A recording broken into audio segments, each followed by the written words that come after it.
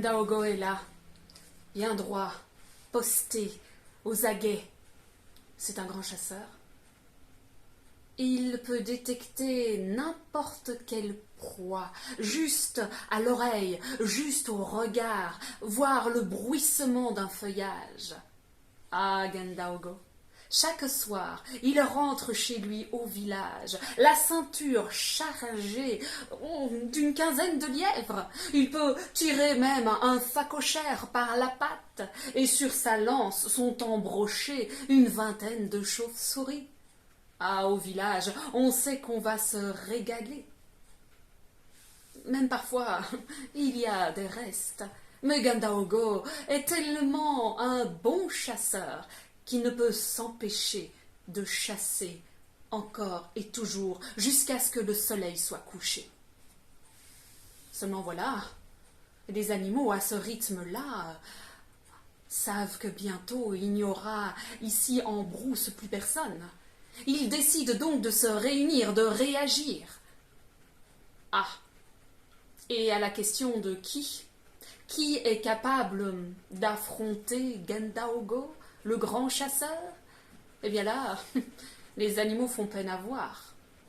Le lion se plaint d'aigreur d'estomac.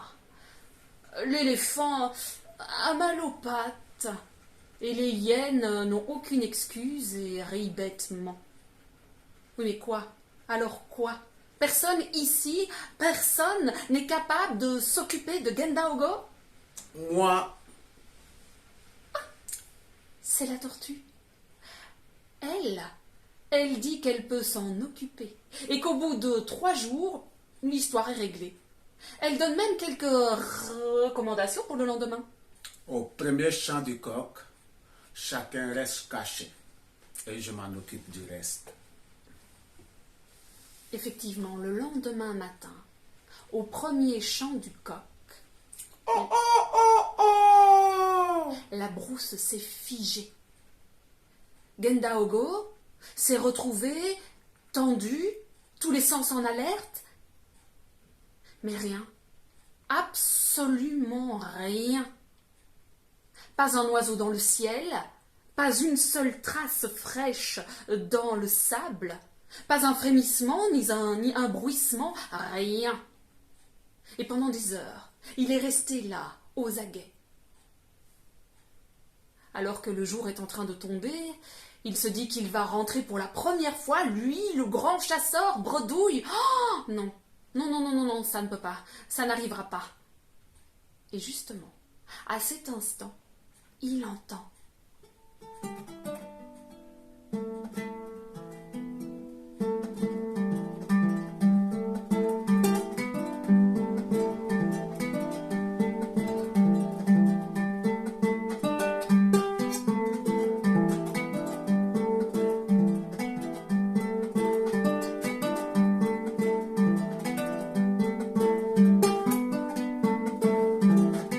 Gendaogo suit la piste.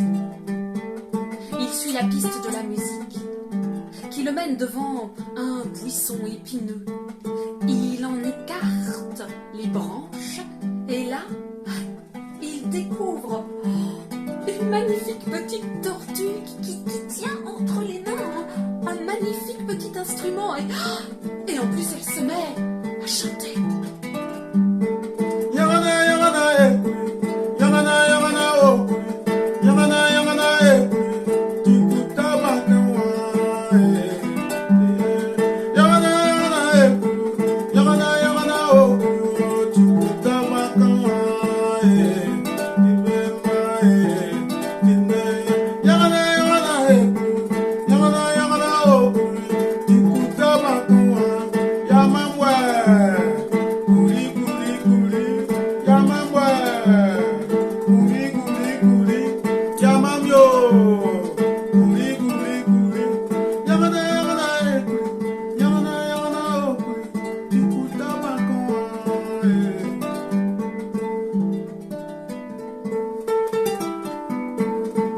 À un moment donné, la tortue s'arrête, elle rentre la tête dans sa carapace, et Gendaogo n'hésite pas une seconde.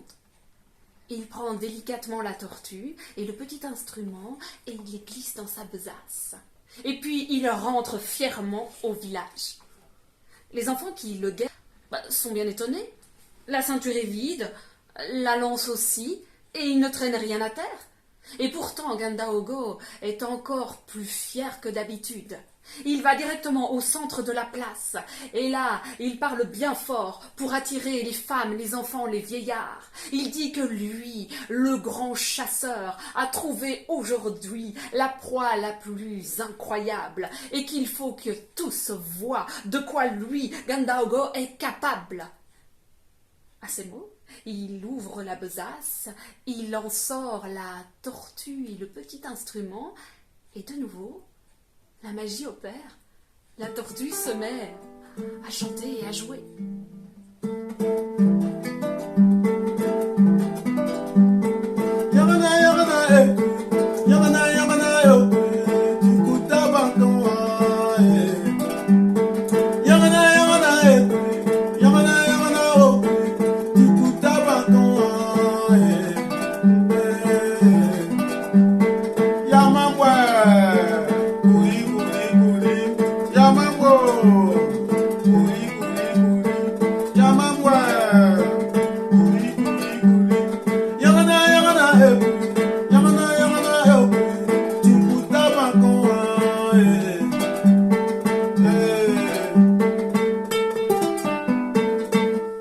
À voir les enfants battre des mains, à voir les femmes se déhancher, eh bien Gandaogo sent là qu'il a trouvé quelque chose qui pourrait impressionner le roi. Alors sans hésiter, il se rend à la cour du palais. Et ça tombe bien, parce que le roi est justement dans les préparatifs de la fête de ce soir. Il fête son anniversaire et il est bien embêté, car aucun musicien n'a été trouvé.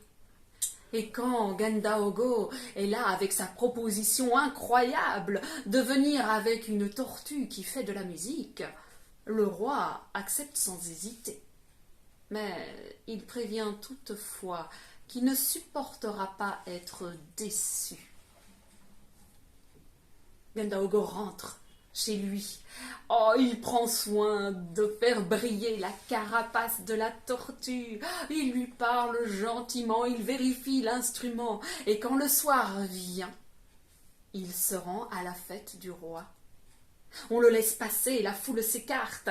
Tout le monde veut voir ce prodige. Gandaogo sort la tortue, l'installe, le petit instrument, et là, tout le monde attend.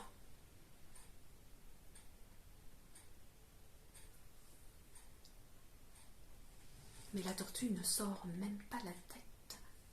Gandaogo se penche vers elle et lui dit « Vas-y, c'est à toi, fais comme d'habitude, tout le monde te regarde, tout le monde t'attend. » Dépêche-toi, je vois que le roi s'impatiente. Si tu ne fais rien, ils vont me couper la tête. Et à cet instant, le roi a fait un signe à ses gardes. Ils ont saisi Gandaogo et l'ont emmené bien loin. Et on n'a plus jamais entendu parler de lui. Seulement, si vous vous retrouvez en brousse, il est assez courant d'entendre les animaux fredonner cette étrange chanson qui un jour les a sauvés.